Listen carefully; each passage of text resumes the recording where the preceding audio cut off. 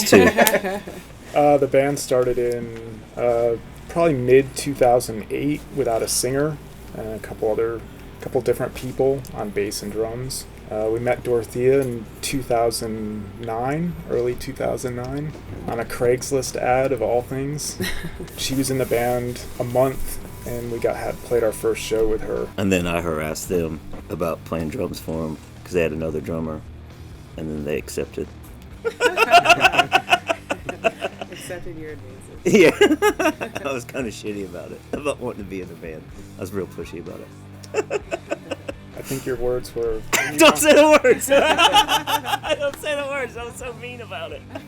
I'd feel bad. I won't be mean to Jeff. I mean, it worked out. I wasn't trying to be... I mean, he was going to leave anyway, Yeah. so it was just... He had a kid, so it all worked out. Then a couple years go by. They asked if I wouldn't mind filling in for a little bit. We were bass playerless for a while, and he filled in, and then... Overstayed. Overstayed. You're welcome. I'm in Cough. I was in a band called Face Down and Shit, and a band called Attitude Problem. Somebody else was in a band. I can't remember. Man, what was that band? Kentucky? Mississippi Queen? I used to play guitar in Alabama Thunder Pussy. I listen to a lot of classic rock. Other than that, everybody else is pretty different. Yeah, we're all over the map in terms of influences, I would say. I mean, there's the obvious ones, like Black Sabbath is pretty common thread for all of us. Led Zeppelin. I like Dale Crover a lot. Obviously, Bonham's a big influence, but I don't have enough talent, so I try to be a shittier version of Dale Crover. I don't think I'm there yet either. So. You gonna get in trouble for saying Foo Fighters? You guys like the Foo Fighters? Yeah. Is that not cool? I mean, that's it's cool. pretty obvious Foo Fighters and Nirvana were a big influence. For me, personally, Smashing Pumpkins. No, we should say Foo Fighters because they're playing Richmond. And probably after they hear this, they'll want us to open the show.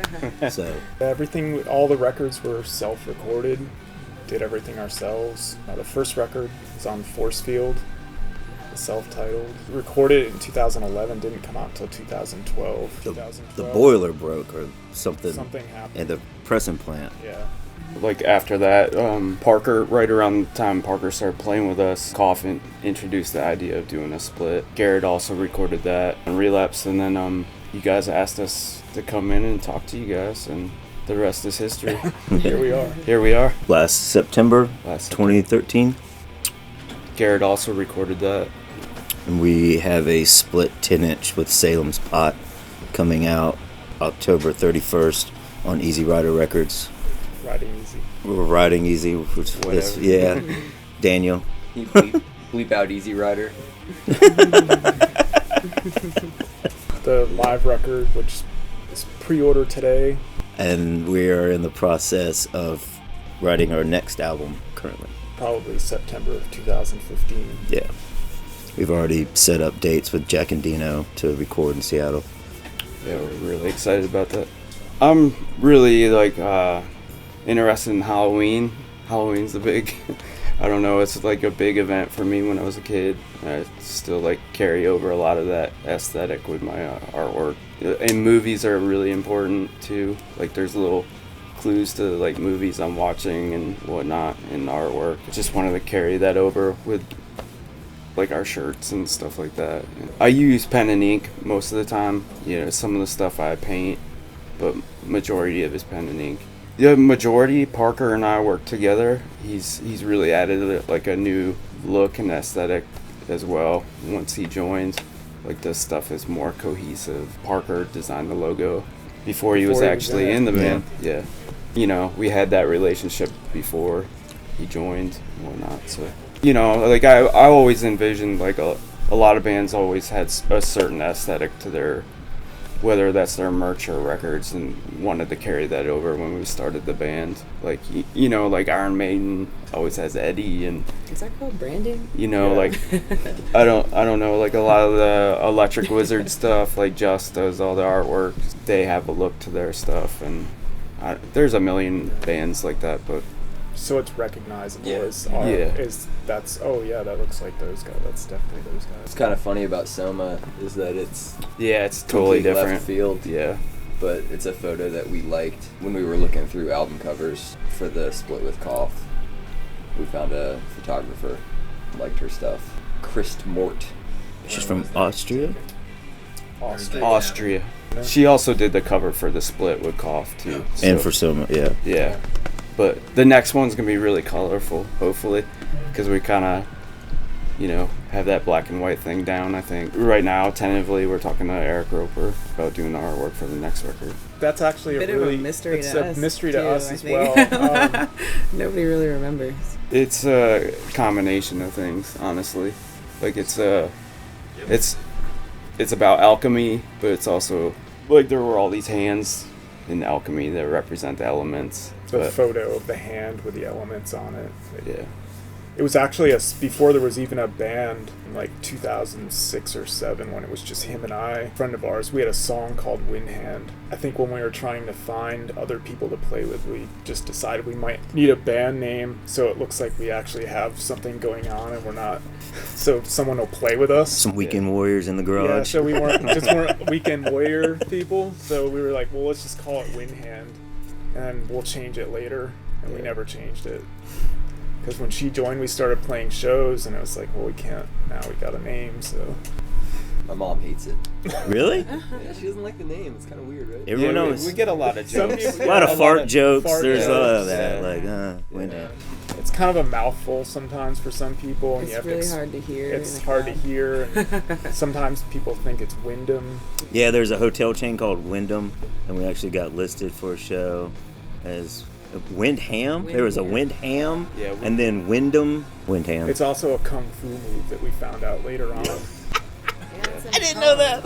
It's actually It's there's- from a poem from William Burroughs. William S. Burroughs has a poem called Windhand Caught in the Door. Kung Fu. Can we It's see the on move? YouTube. I'll show you the video. I want to see. We didn't find that out until way after. It's a chop. It's some kind of fast chop to the neck. I don't know. I can't think of anybody else in Richmond that plays music. Me neither. Mine. I think it's only like 3 other people that live there besides us. Small town. No, it's always been really vibrant. I used to go to shows in Richmond. I'm from North Carolina, and used to go up to shows in the mid-90s, early 90s, and it's just always been that way. I don't know.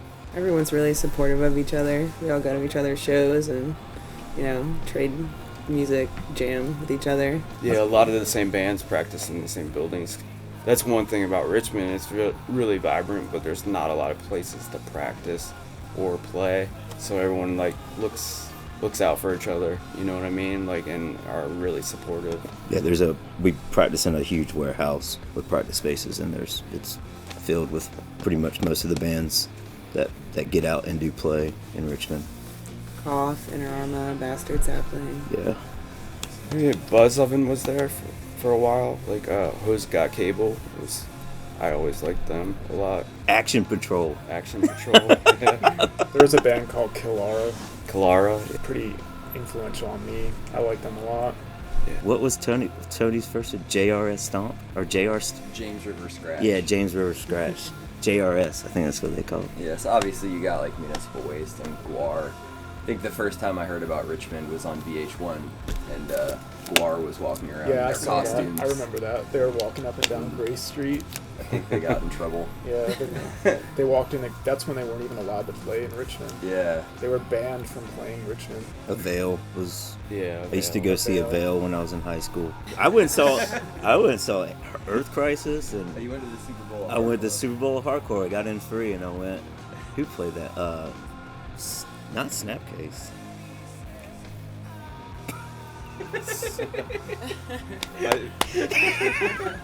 His cousin is My a singer. cousin is Where's the story going? I don't know. I was. I played a show on Sunday, and there was an early show. It was a hardcore show, and it was packed. That scene has not Come died on. down whatsoever. No. It hasn't changed. I was trying to make pizza and and do stuff. I was making fun of them, and I went to kick and I pulled something in my back and it still fucking hurts. I was like, oh yeah, I obviously don't move at all. I sit a lot. Old man. Yeah. It's been harder lately just because everyone's out on tour. Yeah. No one's in town anymore. We played on Sunday. Someday. Really good, though. I mean, we were the only local on the show. It's obviously it's changed a little bit too, playing in Richmond. Like it used to be, we played with other bands like Inarama, Bastard Sapling, like bands from Richmond, and it was just, you know, our crew, like all of our friends. And it's kind of changed now. There's lots of people coming in from out of town. There's people that live in Richmond apparently that come to our show that I've never seen before. We didn't really recognize a lot of people at our show on Sunday, and it was packed. It's kind of cool. strange. It's awesome, but It's it flattering. felt like we weren't playing in Richmond. It was strange. It's In the flattering. beginning, you would always see like the same people at every single show. Kind of funny about last night is the last 2 times we played Philly, it was a house. Golden Tea House? Yeah, going to Golden Tea House. Tea house. which you can't know the address of. And then last night there was over 1,000 people there. It's cool. Roadburn, you know, like close to 3,000 people or something like that. Maryland Death was awesome. Fest. I don't know. And then we could be at like Sidebar in Baltimore. I mean, it's all cool. It's a different experience, you know. I personally like the more smaller clubs. I just think the sound generally sounds better, and you like the interaction between you and people there. We did a tour with Highland Fire and Gavellertag, and we played in Minneapolis, and the stage was, I think, maybe 10 feet high, and there was like a 10-15 foot barrier entry, something like that. 7th Street. That's where they Yeah. shot 7th Purple Street Rain. entry. Yeah, it made Purple Rain. But so that we were set up, like everyone's backlined, and we were set up in front, and they had a huge like projection screen in front, and you know, like listing upcoming shows, and they're like, okay, we're gonna get you guys on, and when you're ready to go, we're gonna raise it up. You know, we were walking around, we knew the place was packed, then you're on stage, and all of a sudden it raised up, and everyone was like, and you're like, no, like the other bands are on later, like you know, like no, I don't think they know it's us. And so it was cool. It was definitely It's weird to look out and see that many eyes looking back. yeah, Florida. That was the best. Florida. What was that place I with a wasn't casino attached to it? All the new metal bands. That's Montana. That Florida. Florida, hands down. We Florida. actually haven't been back to Florida in years. Oh my fucking god. Because it's just a nightmare. What did that dude say? He was like, we're gonna make you pasta? Yeah, spaghetti. Spaghetti. So we put his $3,000 fixed gear bike in our trailer. We drive to his house, and then you walk in his house, and about that time you just heard and saw dogs just fucking shit up, going crazy, and saw this couch that had just been destroyed. And then about that time is when you saw shit. And I don't mean like a pile here and a pile there. I mean like shit. Like your rug was made. shit. Like that's all shit. And not just like every kind of shit. Like white, green, runny, hard, worms still moving in it. And about that time, and I just went, nope. And I turned right around, and we Garrett, burst out laughing. Garrett, I think you were really stoned, and you were kind of like later in the line, you're like, huh? And you're walking in, I was like, no. And he was like, huh? Oh God. We all ran to the van, and dude standing at the door, just like wide-eyed. Where are you guys going? He got upset, didn't understand why we didn't want to stay there, and we had our friend TJ.